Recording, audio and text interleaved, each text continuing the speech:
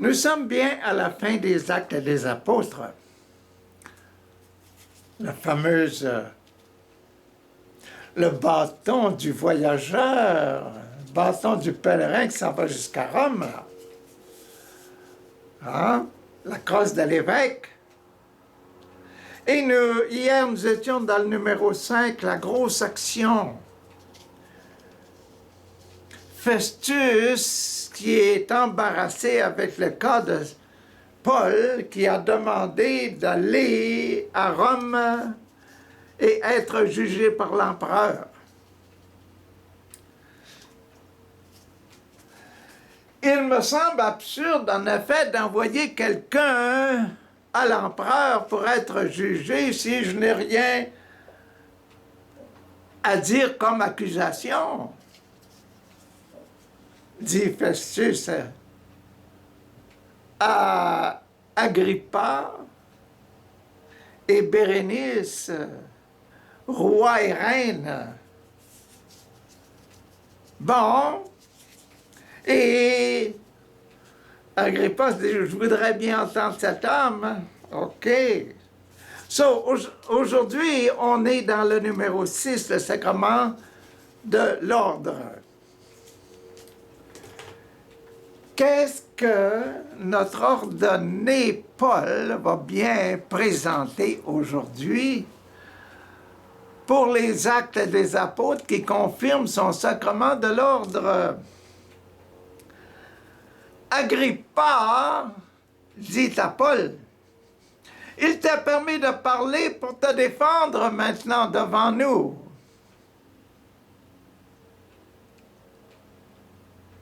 Alors Paul étendit la main, présentant sa défense en ces mots, « Roi Agrippa, je m'estime heureux d'avoir aujourd'hui à me défendre devant toi de tout ce dont les Juifs m'accusent, et cela en particulier parce que tu connais bien tous les costumes des Juifs et aussi leur sujet de discussion. Je te prie donc de m'écouter avec patience. Ça sera un peu long.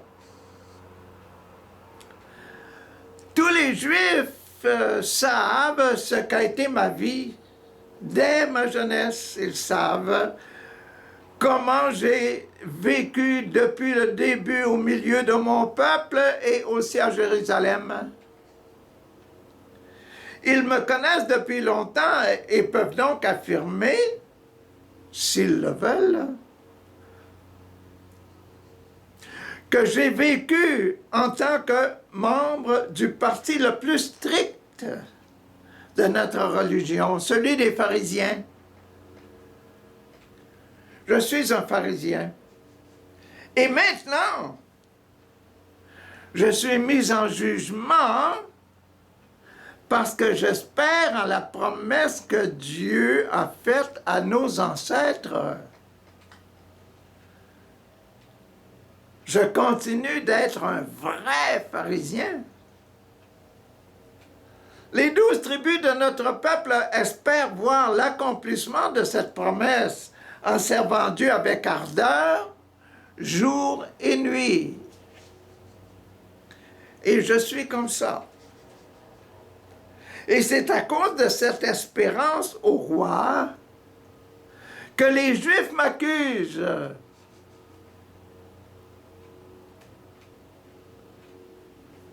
Pourquoi estimez-vous incroyable, vous, Juifs, que Dieu ramène les morts à la vie?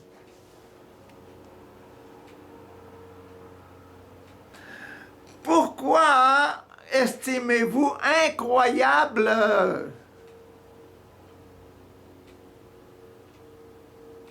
vous, Juifs, que Dieu ramène les morts à la vie? On doit le croire. Et je suis un vrai pharisien. Il y a la résurrection des morts, il y a des anges.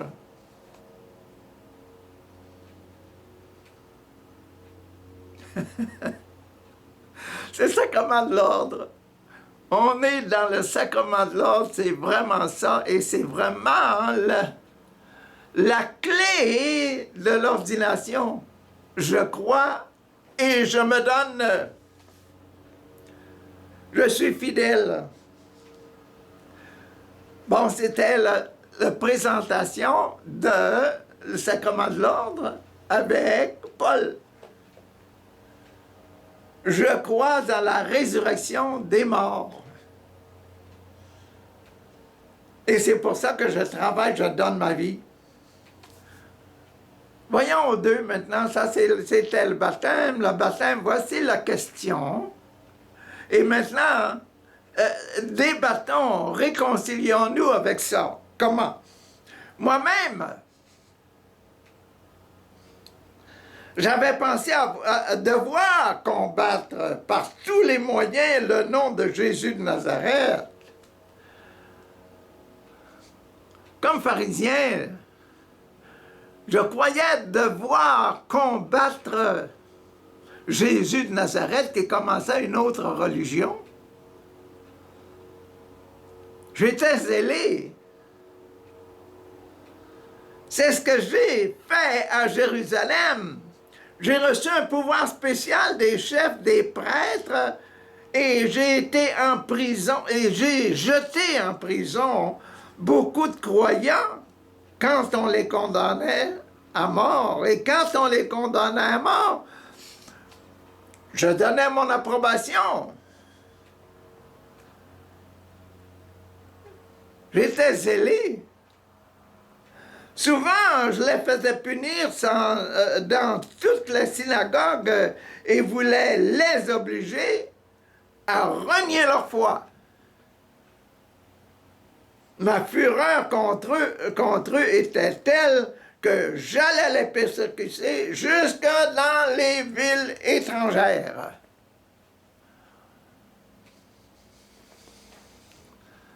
Vous, la réconciliation avec sa situation, son identité de « je suis un pharisien », c'est ça qu'il faisait comme pharisien.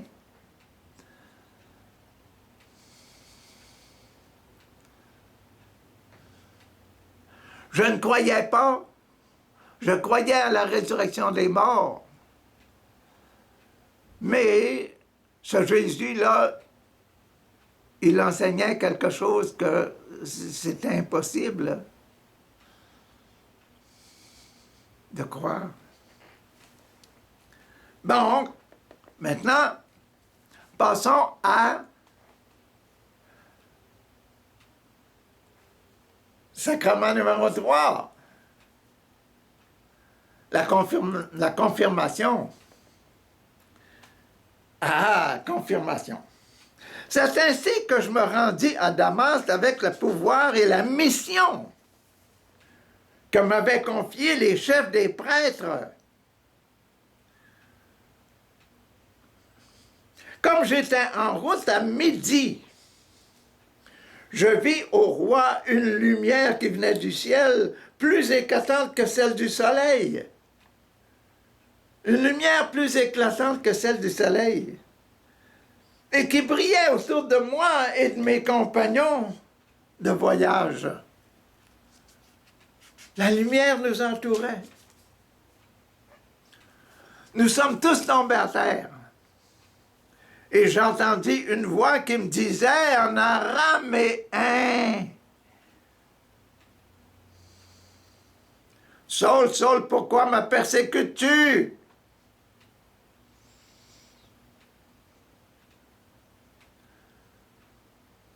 Tu te fais du mal en résistant comme le bœuf qui rue contre la pointe du bâton de son maître.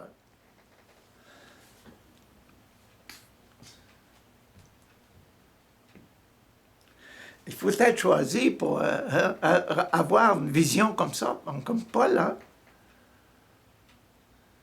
Il faut être zélé, zélé, puis avoir une vision spéciale de la lumière. Et au milieu de la lumière, quelqu'un qui lui parle, il voit ce quelqu'un, il entend la parole. Et je suis, hein? Qui es-tu? Je lui ai demandé, qui es-tu?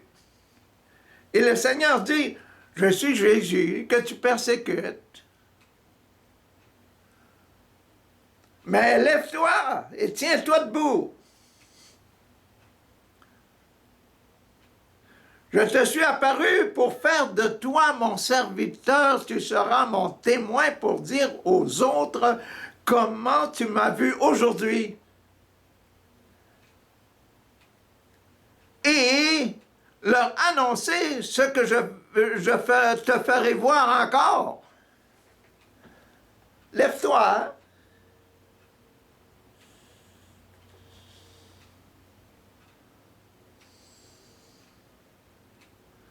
Je te délivrerai du peuple juif et des autres peuples vers lesquels je vais t'envoyer.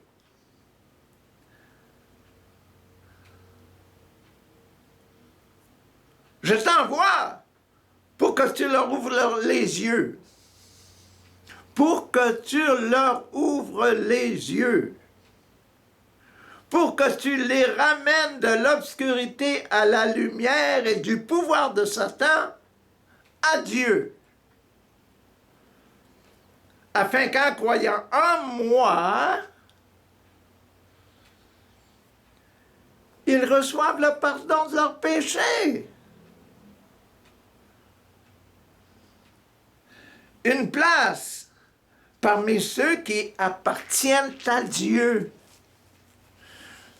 La confirmation, c'est une confirmation extraordinaire. Hein? C'est une confirmation extraordinaire.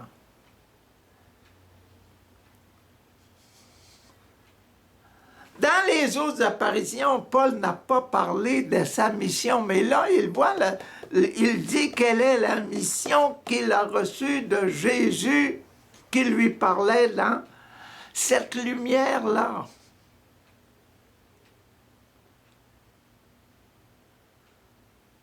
Le cœur ardent de Paul qui réagit à la lumière, à cette vision-là.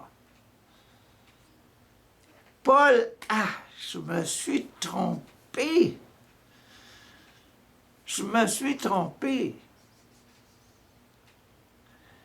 Imagine-toi que celui que je persécute, Jésus, il est là, il est dans cette lumière, puis il me parle, puis il me dit, je vais te protéger. Et Agrippa, roi, là, c'est quelque chose que d'avoir une vision comme ça. Je ne suis pas un malfaiteur.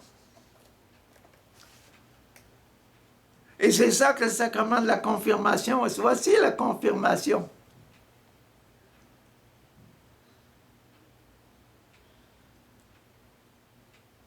Mon message, dit Jésus, il doit se rendre jusqu'aux limites de la terre et toi, tu es mon choisi pour le faire. OK, bon, maintenant, nous rentrons dans le sacrement de l'Eucharistie, le numéro 4. Merci. Merci Seigneur pour l'Eucharistie. Et ainsi, roi Agrippa, je n'ai pas désobéi à la mission qui m'est venue du ciel. Roi Agrippa, je suis un bon garçon. Je suis un bon citoyen. Je n'ai pas désobéi à la mission qui vient du ciel. Imagine-toi la lumière qui vient du ciel. Et le Jésus qui m'apparaît, un ressuscité qui m'apparaît, je ne refuserai jamais, mais j'ai prêché d'abord aux habitants de Damas et de Jérusalem, puis à ceux de toute la contrée de la Judée et aux membres des autres nations, en leur demandant quoi? En leur demandant de changer de vie et de se tourner vers Dieu et de faire des œuvres qui montrent la réalité de ce changement de vie.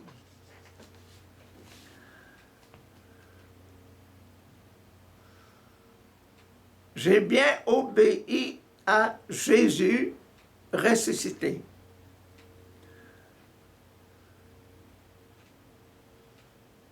Qui me protège toujours.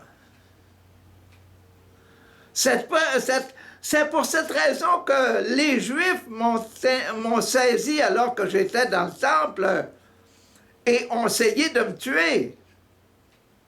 Mais Dieu m'a accordé sa protection jusqu'à ce jour et je suis encore là pour apporter mon témoignage à tous. Aux petits comme aux grands.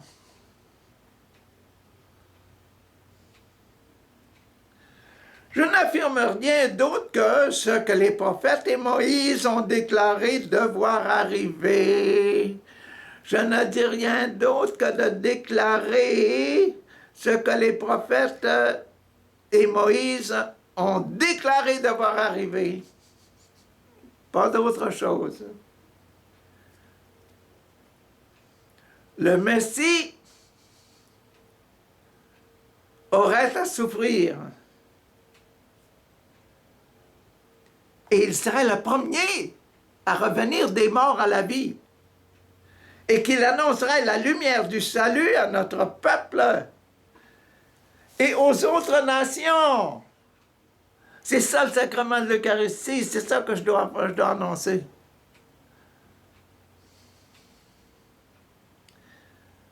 Ce Jésus, il est vivant, et puis c'est lui qui donne la vie. Et c'est ça l'Eucharistie.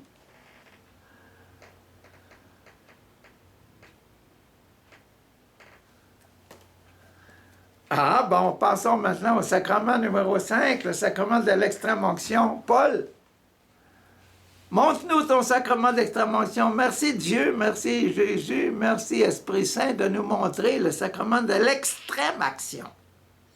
Comme Paul présentait ainsi sa défense, Festus lui cria « Tu es fou, Paul! » Devant le tribunal, le roi Agrippa qui dit à Paul « Tu es fou, Paul! »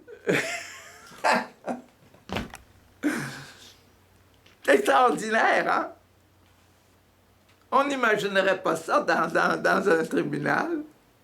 Le roi qui s'adresse à l'accusé et dit « Tu es fou, Paul! » Tu as tant étudié que cela rend en fou. Paul lui répondit « Je ne suis pas fou, Excellence, je ne suis pas fou. Les paroles que je prononce sont vraies et raisonnables. Raisonnables. Les paroles sont vraies et raisonnables. Le roi Agrippa est renseigné sur ces faits et je peux donc en parler avec assurance devant lui. Je suis persuadé qu'il connaît chacun d'eux, car cela ne s'est pas passé en cachette dans un coin. C'était la grande lumière. Roi Agrippa, crois-tu à ce qu'ont dit les prophètes? Je sais que tu le crois. Et on est devant le tribunal. C'est ça que je trouve bon. On est devant le tribunal, puis Paul parle comme ça au roi Agrippa et à sa femme Bérénice. Ah! Je sais que tu y crois. Agrippa dit à Paul, tu vas bientôt me persuader de devenir chrétien. Ah. Paul, tu vas bientôt me persuader de devenir chrétien. Paul répondit, écoutez, Paul répondit, que ce soit tôt ou tard, je prie Dieu que non seulement toi, mais encore vous tous qui m'écoutez aujourd'hui, vous deveniez tel que je suis. Mais à l'exception de ces chaînes, il m'ont cessé ces chaînes. Ah, c'est bon, bon, bon, bon. Devant le grand tribunal, devant le roi.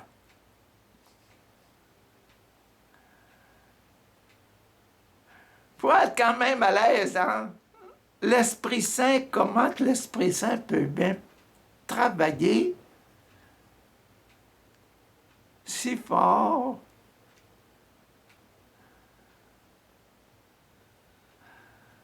dans les accusés, dans les personnes, des personnes normales.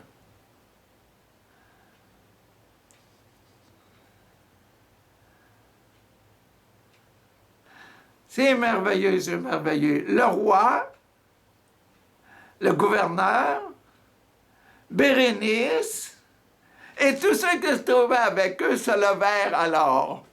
On se met debout. Et après s'être retirés, ils se dirent les uns aux autres, cet homme, hein, n'a commis aucune faute pour laquelle il mériterait de mourir, ou même d'être mis en prison. Et Agrippa dit à Festus, Festus, cet homme aurait pu être relâché s'il n'en avait pas appelé à l'empereur.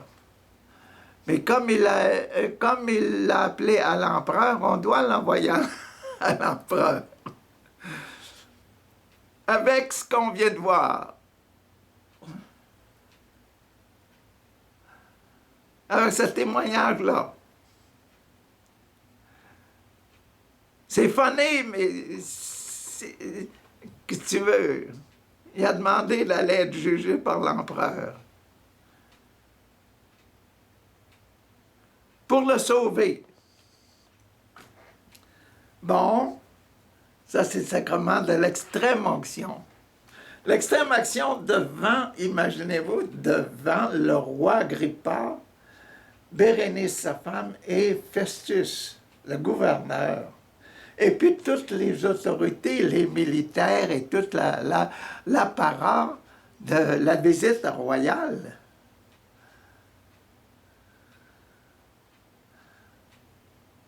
Il doit y en avoir des autorités sur place pour l'écouter. Ah, Paul, en tant que missionnaire, en tant qu'ordonné, ah, qu'il est courageux. Courageux. Et c'était sans la présence de Dieu parmi son peuple, le mystère de l'Eucharistie, le mystère de la grande défense, l'extrême action. Passons maintenant à l'ordonné. Lorsqu'il fut décidé que nous partirions en bateau pour l'Italie, on remit Paul et quelques autres prisonniers à un officier appelé Julius, officier du bataillon romain, dit le bataillon de l'empereur. Officier de grande marque, officier du bataillon de l'empereur. Hey! Le bataillon de l'empereur. La garde du corps de l'empereur. Un bataillon fort. Des gens choisis. Nous avons embarqué sur un bateau d'Adramite, qui part de la ville d'Adramite, et qui devait se diriger vers les ports de la province d'Asie. Et nous sommes partis. Aristarque, un Macédonien de Thessalonique, était avec nous. Le lendemain, nous sommes arrêtés à Sidon, ville voisine de Tyr. Julius, qui traitait Paul avec bienveillance, qui aimait Paul,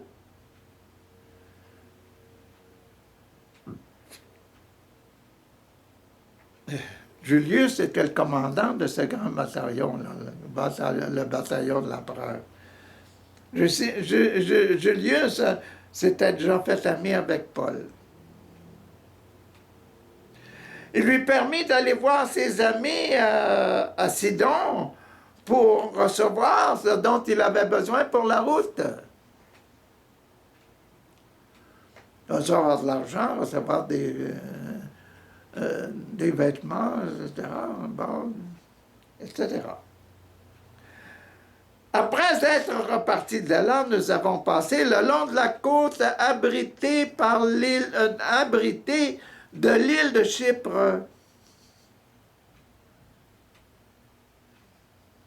Car les vents soufflaient contre nous.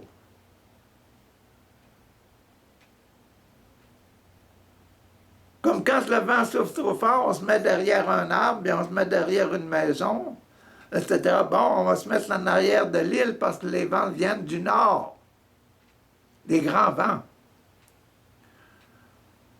On va passer du côté abrité de l'île. Nous avons traversé la mer près de Cilicie et de la Pamphylie et nous sommes arrivés à Myra en Lycie. Là, l'officier trouva un bateau d'Alexandrie, lui, qui se rendait en Italie et il nous fit embarquer. Pendant plusieurs jours, nous avons navigué lentement et c'est avec beaucoup de peine que nous sommes parvenus devant la ville de Cnide. Comme le vent nous empêchait d'aller plus loin dans cette direction, nous avons passé par le cap Salmoné pour nous trouver du côté abrité de l'île de Crète, côté protégé contre les vents. Nous avons avancé avec beaucoup de peine le long de la côte et sommes arrivés à un endroit appelé Bonport, près de la ville de Lacée.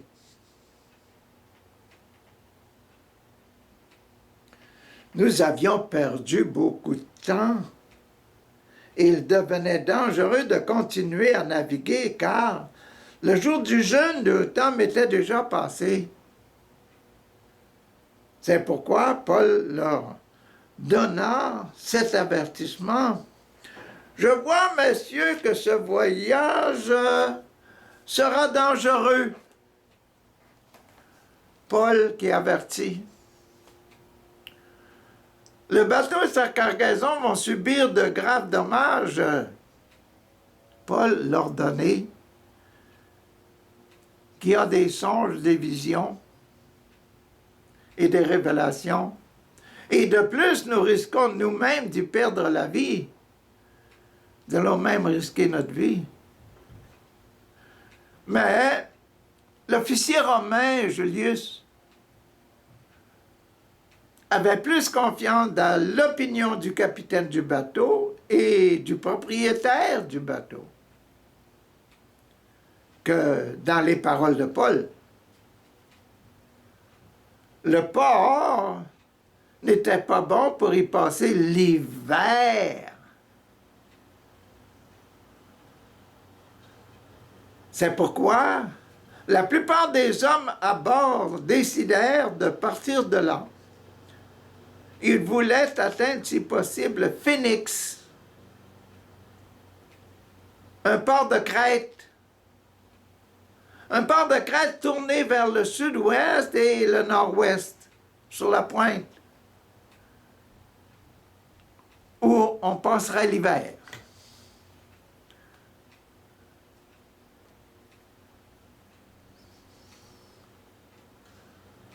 Ça veut dire que Paul, en tant qu'ordonné, priant, un homme plein de foi, dit ce qu'il voit, ce qu'il ressent dans ses prières, Il dit ça aux autorités et que les autorités se bouchent les oreilles. Ils ont plus confiance en l'expérience humaine et les calculs humains que dans la présence de Dieu. Paul a fait son travail en tant qu'ordonné. C'est ça qui est, c'est bien simple, ça, mais c'est ça. C'est pas plus compliqué que ça. Jésus, ici, c'est simplement que Paul fait son travail d'ordonner. Il dit ce qu'il voit dans ses prières. Ce que le bon Dieu lui communique dans sa vie spirituelle.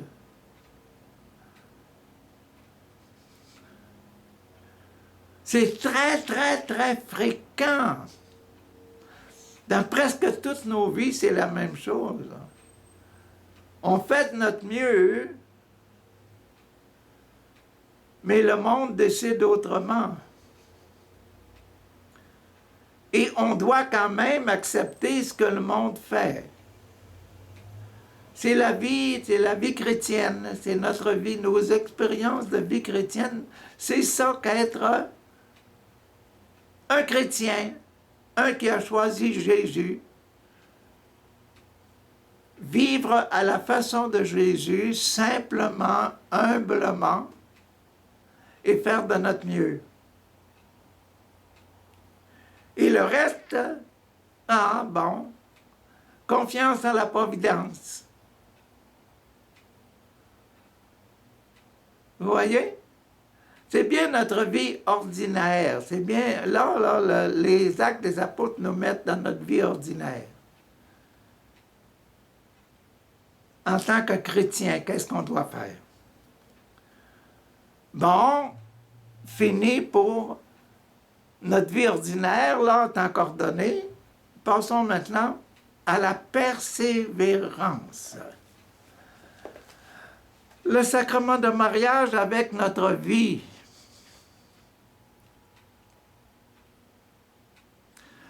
Notre vie dans les situations actuelles. Quoi faire? Les actes des apôtres nous disent quoi faire dans la vie ordinaire avec les épidémies, avec toutes les choses-là. Il l'explique ici. Merci Seigneur pour ce passage spécial. Comme un léger vent du sud, cette fois-ci, soufflait, se mettait à souffler. Ils pensèrent qu'ils pouvaient réaliser leur projet. Le capitaine du bateau et les gens du bord disent « On va probablement réussir ». Ils levèrent l'ancre et s'avancèrent en tenant de très près la côte de Crète.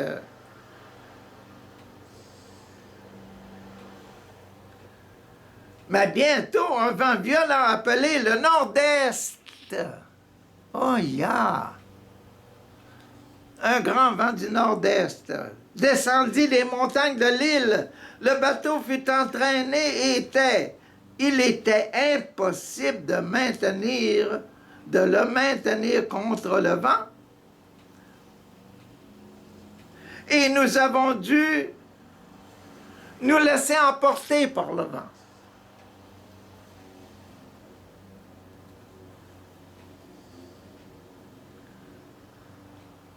Nous avons passé au sud d'une petite île appelée Cauda, qui nous abritait un peu. Nous avons réussi avec beaucoup de peine à nous rendre maîtres du canot d'équipage, canot de sauvetage. Ils l'ont remonté à bord, puis ils ont attaché des cordes de secours autour du bateau. Comme ils craignaient d'aller se jeter sur le banc de sable des côtes de Libye, imaginez, Ils lâchèrent l'ancre flottante et se laissèrent ainsi entraîner par le vent du nord. Libye, le nord de l'Afrique.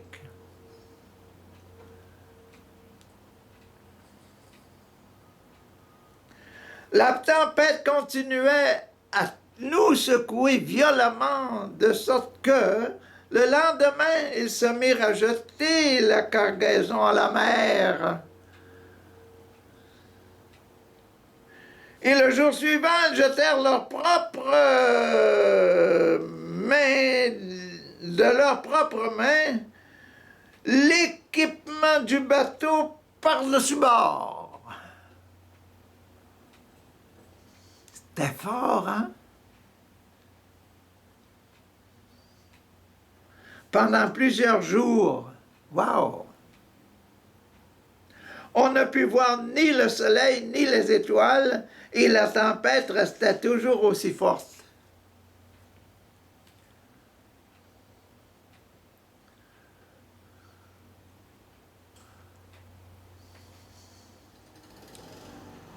Nous avions perdu tout espoir d'être sauvés.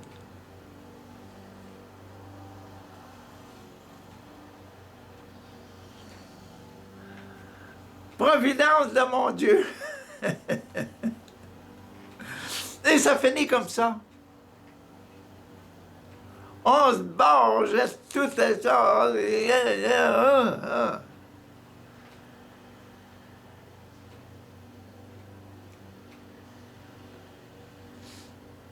Dans les épidémies, on fait des grands efforts. Hein?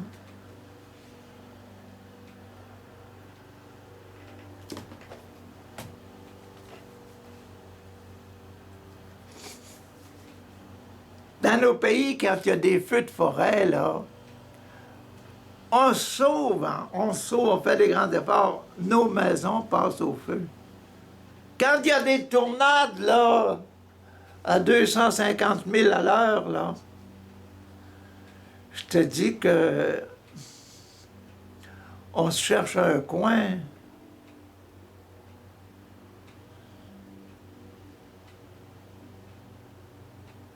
On abandonne nos maisons, on abandonne toutes ces choses-là où la grande tornade passe. Là. On dit, bon, le bon Dieu, si le bon Dieu nous garde en vie, on reprendra à zéro.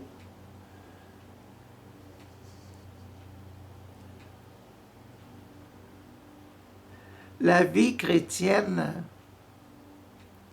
nos vies, notre matériel, le matériel. Combien de gens ont dit « Ah,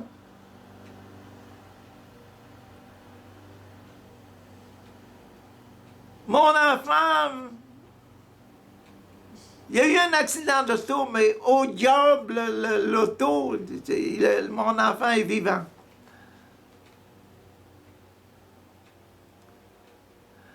Après quelques temps d'hôpital, là, il va être OK, il va être bon, on l'a sauvé. Et on recommence à zéro. La vie chrétienne.